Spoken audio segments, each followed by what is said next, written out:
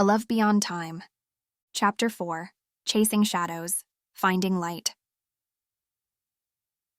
Joon Hyuk watched the girl walk away, her silhouette fading against the bustling backdrop of the Han River. She must be the nicest or dumbest person in the world, he thought, shaking his head in disbelief. He pushed himself off the ground, using the alley wall for support. The pain in his abdomen reminded him of the kick she had delivered, more powerful than he had anticipated. He had just run away from home again, and this alley had become his reluctant refuge. Each escape had become a twisted routine, where the walls held memories of his defiance against a life he wanted to escape.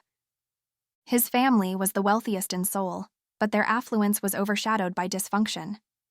His father, a high-profile businessman, was a stranger to loyalty, seducing women and betraying friends at every turn. Meanwhile, his mother mirrored his father's reckless lifestyle, surrounded by younger men and spending money as if it were water. Their divorce had only deepened the rift, leaving Joon Hyuk lost between two worlds on opposite ends of the city. "Bastard and bitch," he muttered under his breath, his anger a familiar companion. This time he had fled without snatching any cash from his father, leaving him desperate.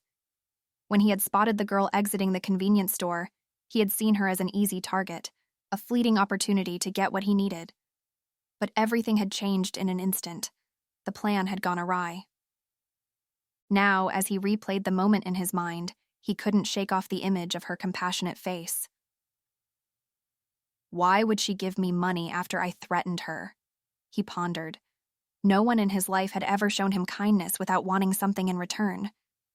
Her gesture had pierced through his hardened exterior, leaving him perplexed and oddly hopeful. As he regained his strength, a newfound resolve washed over him. He couldn't keep the money. It didn't belong to him.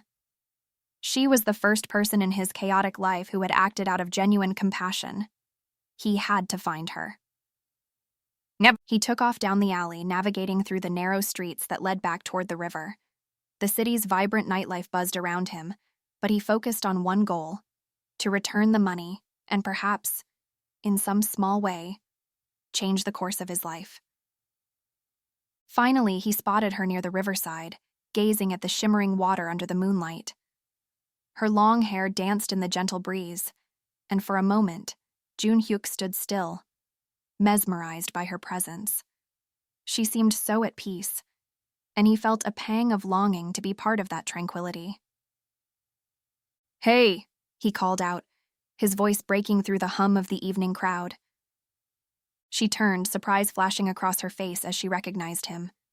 The mix of fear and curiosity in her eyes made his heart race.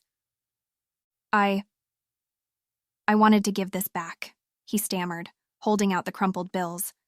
"I can't take your money. You were nice to me, and I don't deserve it." She approached cautiously, her expression shifting from shock to concern. "You're hurt," she said, her voice softening. "What happened?" He hesitated, grappling with the weight of his emotions. For the first time, he felt vulnerable, as if sharing his pain might lead to understanding. "It's nothing," he replied, looking away. "I'm just messed up." "No one's perfect," she said gently, "but that doesn't mean you can't change. You deserve better, you know." Her words struck a chord deep within him, stirring something he thought was long buried. He felt an overwhelming urge to open up, to reveal the chaos that had shaped him. "Can we talk?" he found himself asking, his voice barely above a whisper. "I just need someone to listen." She smiled softly, a glimmer of hope illuminating her features. "Of course. Let's walk along the river." As they strolled side by side, the night air filled with the promise of new beginnings. They shared stories, her dreams, his struggles, each word building a fragile bridge between their worlds.